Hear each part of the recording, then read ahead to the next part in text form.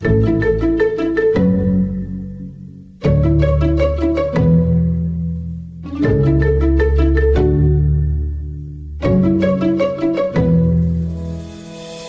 to Business Better, a podcast designed to help businesses navigate the new normal. I'm your host, Steve Burkhart. After a long career at global consumer products company BIC, where I served as Vice President of Administration, General Counsel, and Secretary, I'm now of counsel in the litigation department at Ballard Spahr, a law firm with clients across industries and throughout the country. In today's episode, we discuss affordable housing in Chinatown, Los Angeles.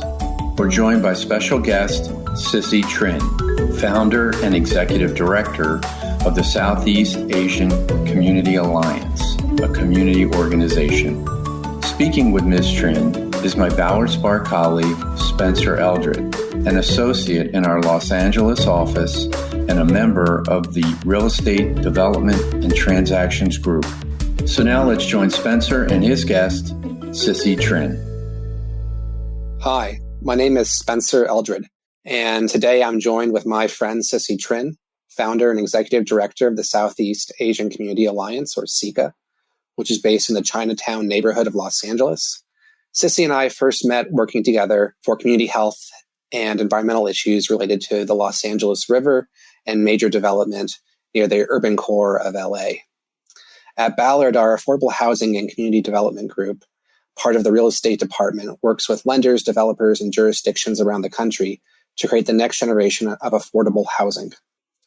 I want to speak with Sissy today about how development is impacting her neighborhood and how affordable housing developers and affordable housing advocates can better serve neighborhoods like Chinatown. Sissy, thank you. Can you tell me about yourself and your organization? Sure. My name is Sissy Trinh. I'm the executive director of SICA, or the Southeast Asian Community Alliance. We have been around for 20 years, and we started out as a youth leadership and youth organizing program. The idea being a lot of low-income youth have a lot of issues that they see and experience and deal with every day, but they don't have the tools or knowledge or skills to do something about it. And so we created a program that was really designed to give them context to all the injustices that they were seeing in the world, and then training and opportunities to do something about it. And so about 13, 14 years ago, our students decided they wanted to tackle the issue of gentrification. They were seeing a lot more development that was happening in their neighborhoods, specifically Chinatown, that not only didn't create a space for them or their families, but that they felt threatened by, that they felt that it was going to increase prices, increase evictions, and basically they lobbied me. This wasn't an area of work that we had ever embarked upon or had any expertise or knowledge in. But how do you say no when a 16-year-old says, Sissy, you're going to make us go to college. You're doing all this work to make sure that we have a future, but then we're going to come home from school and not have anywhere to live because of gentrification and displacement. And so that's kind of how we got involved in the work around land use and affordable housing. When a bunch of 16-year-olds tell you that, how do you say no? And so we've been working on these issues for, about 13, 14 years. Thank you for that, Sissy. Can you tell me more about the Chinatown neighborhood? What makes it unique, and sort of what environment are these 16-year-olds living in that you're working with? So Chinatown is one of the oldest neighborhoods in Los Angeles. It's also one of the lowest income. So a lot of our families and seniors are actually too poor to qualify for traditional affordable housing. They're working, they're just not making enough money to be able to qualify. And then, a lot of families moved into Chinatown largely because both it had affordable rents up until relatively recently. And it was also a job center for low-income Asian immigrants. So you could live in Chinatown and then walk to work. And so if you look at the census data, you'll see a lot of our residents don't own a car. They're transit dependent. Maybe they live in a house with 4 other adults and they share one car between them, but most of them walk to work. And what we're seeing is a lot of new developments that are pushing out not just longtime residents to swap them for people who can afford a lot higher rents. And in some cases, their landlords are, I would consider, predatory, but also a lot of our community serving small businesses, a lot of the businesses that employ local workers are also getting pushed out. So we were actually pushed out by our previous landlord and replaced by an architecture firm. Even though we were paying market rate rent and we were a good tenant, they wanted to replace us with someone who could encourage a different user, I guess you could say, to come and visit and therefore increase the value of their property. So they believed. And a lot of our residents are one rent increase away from becoming homeless. And so during the pandemic, we've been doing a lot of COVID relief. So we ended up distributing PPE, ran vaccine clinics, and we also provided rental assistance for a number of tenants. And last year, we did two things. One was we provided rental assistance for tenants who couldn't afford a $4 a month rent increase. These were seniors on SSI, so they're too old to really work, but SSI doesn't pay them enough to live anywhere else. And these are seniors that live in SROs, so single room occupancies, which I like to kind of describe as sort of like college dorms, where you rent a room and then you share a common kitchen and a common bathroom. But this is largely seen as like housing of last resort for people who can't afford anything else. The other thing that we did last year was we actually ended up paying for the rent for an entire building. Again, these were residents on SSI, on disability. And it was kind of amazing that we were able to do that as a really small grassroots organization. But it just kind of goes to show, like, it's because currently the rents in that particular building were really low. And so we had enough individual donations to be able to do that. But the landlord's been increasing the rents and harassing the tenants. And so we're really afraid that if they lose their housing, where are they going to go? Most likely onto the streets. So, Sissy, you've talked a lot about sort of the income characteristics of the residents and sort of what size housing units they're living in. Why do so many people want to move to Chinatown? What's the big displacement risk? So, as I said earlier, traditionally a lot of low-income immigrants and refugees moved to Chinatown because it was affordable and it was also a job center for low-income Asian immigrants. Currently, a lot of professionals are moving in. It's close to downtown, it's close to transit. There's a lot of luxury housing stock that's getting built. And so you're seeing a lot of professionals that are moving in. And while these are new buildings they're moving into, the landlords of the older buildings see that, oh, wait, the residents of that building are paying $3,000 a month for a 2-bedroom. I should start charging more. And that's kind of what's pushing it, is this kind of speculation that the older buildings can be flipped for higher income tenants. So, Sissy, LA has lots of tenant protections. We have rent control. We also have policies that when you build housing, encourage developers, if they're building greater than the density allowed for standard development, to increase that density and provide lower income housing. Why are those policies not keeping people in place or creating more affordable housing? So it's creating affordable housing at rents that our folks aren't able to afford. Like I said, seniors on SSI, increasingly, if you're a minimum wage worker, you'll have a hard time qualifying for traditional affordable housing because you don't make enough. And then on top of that, in terms of tenant protections, our system is really driven by tenants knowing their rights and being able to enforce their rights, and then having a public sector that actively enforces those rights. When you're talking about low-income Asian immigrants, oftentimes materials aren't translated into different languages. Information is spotty at best if it's available. A lot of our tenants don't have access to the internet. And even then, a lot of public agencies will use machine translation. So like Google Translate to translate documents. And oftentimes those documents are translated really poorly. So for example, the state last year had a emergency rental assistance program or rent relief program, and they used Google Translate.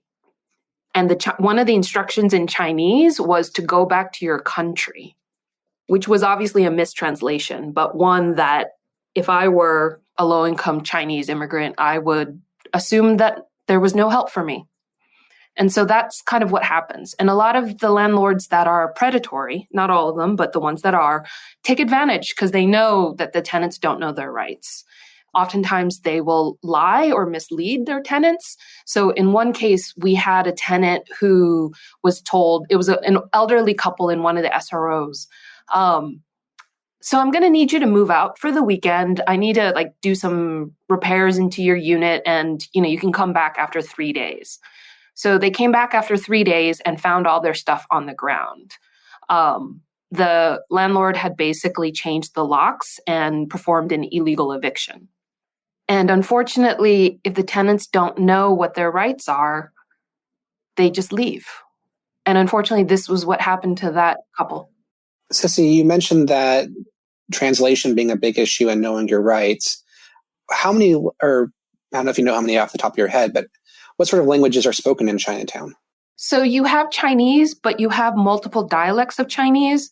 So most commonly, we have Cantonese, Toisan, and Chuchao, which are very different than Mandarin. I like to kind of describe the difference between Cantonese and Mandarin as being as similar as German is to Italian. And so oftentimes when we've gone to city agencies to ask for translation, they'll bring someone in that speaks Mandarin. And then the tenants are like, I don't understand what this person is saying. In addition, we have a lot of residents that also speak Vietnamese, Khmer, which is the language group for Cambodian refugees and immigrants, and then Spanish, of course, because it's LA. So is a large component of this tenant education, or is it more than just the education?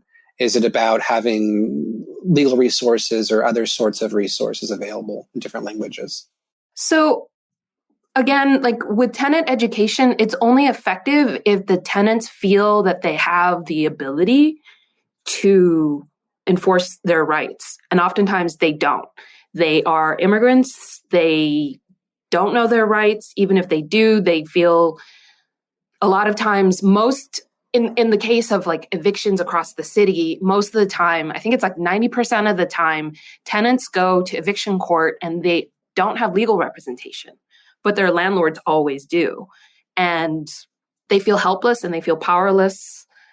Oftentimes the predatory landlords will take advantage of their immigration status to threaten them or make other types of threats so that they feel, even if the rights exist, that they don't have the ability to enforce it. So we really need a more proactive method for enforcing tenants' rights across the city rather than one that's complaint driven and driven by tenants knowing their rights and feeling empowered to enforce it. If you're a 90-year-old senior who doesn't speak English, how are you going to enforce your rights? Especially if you have government agencies that don't have language capacity. So, Sissy, can you describe a little bit more about your organizing efforts? At the beginning of the podcast, you mentioned your work with youth organizers. What do your youth organizers and other people you serve work on around housing and land use? Can you talk a little bit about your People's Plan work? So we have been working on a lot of different policy issues and trying to connect our students to policy issues. And one of the biggest things that we've focused on is how do we get more affordable housing for people who make less than 30% of the area median income, people who are essentially too poor to qualify for traditional affordable housing. And so we worked on a lot of city policies to accomplish that. Land use plans that talk about providing developer incentives for, with developer incentives, you can do a lot of trading for different community priorities and benefits, right? Like some places, the priority is more parks and open space or more support for cultural centers. For us, it's strategies to get more affordable housing at the deepest levels of affordability. So we, as an organization, we succeeded in 2013, so 10 years ago, in creating the first incentive program for affordable housing incentive program for extremely low income households. Currently, we are working as part of a coalition known as the Central City United Coalition, and it brings together folks from Skid Row, Little Tokyo, and Chinatown to create a people's plan for downtown. So the city is in the process of updating its land use and zoning for the downtown area, which includes all three neighborhoods, as well as like the downtown core that everybody knows. And again, we're creating incentives for doing a number of different things, one of which is creating an incentive program for developers to provide housing at 15% AMI, so area median income, which is amazing. It's great because that's exactly the people that are at highest risk of becoming homeless. And if we can build more units for that income group, we have fewer people who are at risk of ending up on the streets. We also have incentives for open space, for supporting community serving small businesses, and there's a specific definition around that. But the idea being small businesses that, sell goods and services that are culturally appropriate for a neighborhood at an affordable price point, things like that. So, Sissy, you mentioned affordable housing incentives. Ballard SPA represents lots of developers and jurisdictions and lenders. Can you talk more about those incentives and why they would be attractive for an affordable housing developer to serve those income levels? So, first off, these incentives, the city had hired, I believe it was HR&A, which is a consulting firm, to do a lot of numbers crunching to make sure that the incentives work. We don't want to create an incentive program at 15% AMI that is completely unworkable and nobody will use. So we've come up with, in partnership with the city, numbers that we think will actually encourage developers to take the incentive and build at that level of affordability. And in exchange for getting those incentives, they get higher density, they get parking reductions, they get streamlined permitting, which essentially, for those of you that aren't developers, streamlined permitting means less risk. Less risk means less likely that you'll lose money. And Sissy, from the developer perspective, that all seems great in terms of saving money. Have you seen any examples of this actually happening in Chinatown? Have developers embraced these incentives, or if not embraced, have some? So with the downtown plan, it hasn't passed yet. So the 15% AMI doesn't legally exist. It'll probably be up for a vote later this year by City Council. But in terms of the deeper affordability in exchange for streamlined permitting, the original plan that we had passed, the Cornfields Arroyo Seco specific plan, is an incentive that people are taking. And then separately, in 2016, the city adopted this measure called JJJ. It was a ballot referendum that we worked with our partners at, the Alliance for Community Transit Los Angeles, the LA County Federation of Labor, and the building trades unions to pass. And a lot of the concepts that we created in the CASP plan, the Cornfields Arroyo Seco specific plan, were translated and adopted into Measure JJJ, which passed, and then created the Transit-Oriented Communities Program. And so Transit-Oriented Communities Program is basically citywide, and it has become the most popular incentive program in the city. Has created, I think, close to 10,000 units of extremely low-income housing without subsidies. So it's basically developers taking the incentive, right? Being able to build with streamlined permitting, reduced parking reductions, higher density in exchange for the ELI housing. So we know it works. And not only does it work, it's super popular. So we anticipate that this is, the downtown plan with the 15% AMI incentive is really kind of like a refinement. So the original concept came out of the CASP. JJJ and the Transit-Oriented Communities program was a refinement on that concept. And then now we're taking it to the next level. So like deeper affordability policy 3.0, essentially. Thank you, Sissy. How have your members or organizers reacted to these city adoptions of your efforts? Have they continued to follow closely the implementation of things like JJJ? How do they continue to be engaged? Are they off on new issues? One of the great challenges of youth organizers is that they grow up and move on to bigger and brighter things. How do you continue to be engaged, and especially amongst the youth organizer group? It's challenging, right? Because we meet them when they're like 13, 14, and a lot of policy issues can take as much as like 10 years to adopt and to implement. And, by then they'll have graduated college, maybe even grad school. Some of them are, the original students that I worked with are now married and having babies, which is very weird. Because I still think of them as like 13, right? Which they're obviously not. And so for us, some of them have chosen various paths where some of them became teachers or engineers. Others have decided they want to go into public policy and city planning. We try to update them every so often, but it is challenging. We don't really have the staffing capacity to run an alumni program, which is something we would love to do, to be able to kind of continue to work with them as they get older and as they move into different directions in their lives. But I feel like there's a lot of successes that we can point to. I think it's harder, though. It's more abstract when you're talking about a development that might be in Koreatown or in Hollywood and how it can impact their lives if they don't see it, right? And as you know, Spencer, developments can take 5 to 10 years. And so to say this empty lot that will eventually become affordable housing is a result of our work, it's a little harder to conceptualize when you're talking to teenagers or even adults, to be quite honest. But we still try to connect with them, and we still try to highlight that these things happen because of their work. I'm sure that's gratifying. That's still difficult. And then flipping back to affordable housing developers, how can they better serve communities like Chinatown at these different income levels, different demographics?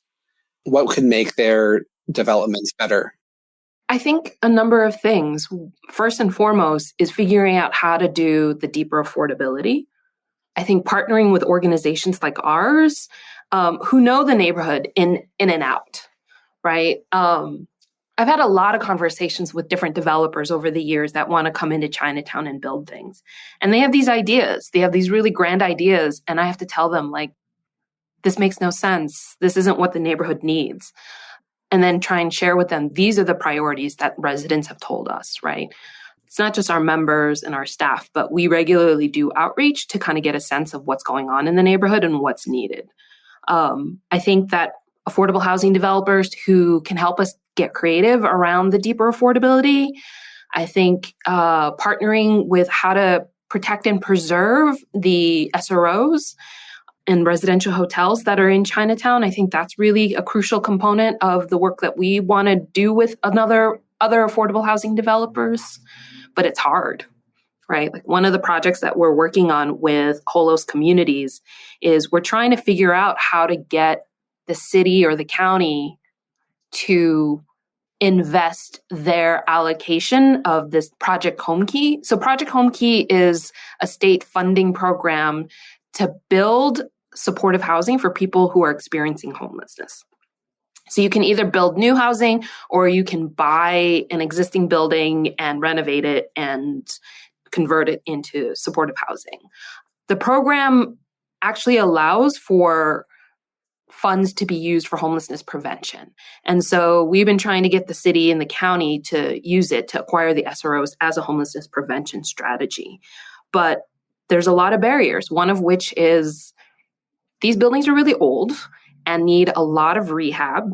And in order to do rehab, you have to temporarily relocate the tenants. And that's hard. But if we can prevent 60 people from becoming homeless, I think it's worth it.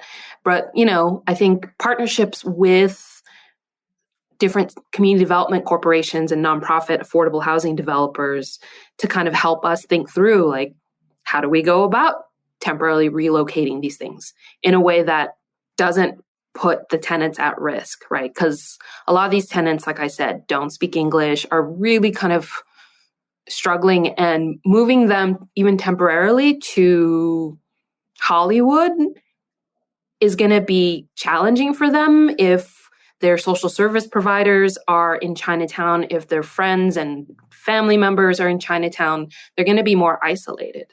So getting creative about, placing them somewhere nearby so that they can access all of those services that have kept them housed over the years. Sissy, how have jurisdictions responded to your efforts around affordable housing? Do you have a very positive relationship? Is this antagonistic? Is this sort of a agree with everything you say relationship? How does community organizing work when it comes to affordable housing? So I think people have to recognize that this work takes a long time, and it requires a lot of relationship building and trust building. When we first worked with the city on the CAS plan, or when we were advocating to the city on the CAS plan, they thought we were crazy, that we were unreasonable. Again, like, we were just saying we need more affordable housing at these deeper income levels, right? And of course, most developers and city planners are like, but you can't, how do you make that work? How does that work? It doesn't work. It doesn't pencil out financially. We were really, really fortunate that we had a superstar team of pro bono attorneys and affordable housing consultants who helped us figure out, like, a structure that would make it work, right? And I think that for us, we present a problem and we advocate really loudly. This is a problem that needs to be fixed. But we also come to the table and saying, and we're willing to brainstorm with the city, with experts, with affordable housing developers to figure out a system that actually makes sense, right? Because like I said at the beginning, we don't want to create the perfect policy that will never be implemented because it's impossible to do so. We want to be able to make programs that will actually produce units that our folks can access and can afford, right? And so that requires bringing in the experts and bringing in the lawyers to be able to make sure, And so when we first started this journey around organizing around affordable housing, oftentimes I would talk to our students and we would talk about what are our big picture goals, what are our values, what are our priorities, what are our bottom lines, what are things that absolutely we cannot agree to, and what are things that we're willing to negotiate on, right? And then I would take it to the lawyers and I would share with the lawyers, this is what the youth want, this is what the community wants. And sometimes they would say, well, what they want is illegal. It's a violation of federal fair housing laws. And so then I'd go back to the students and explain to them the situation.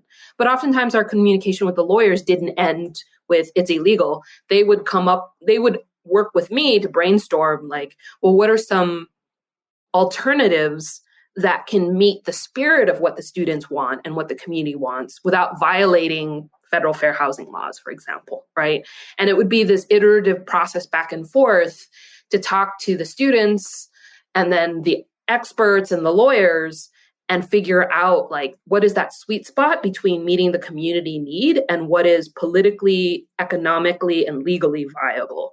And then once we had that, which in this case for downtown plan is the people's plan, then we would kind of go to decision makers and say, we have a solution that you guys can adopt that is legal, that is vetted, that, we think will work. And that's what we have always done, right? Is not just kind of present the problem, but come up with solutions.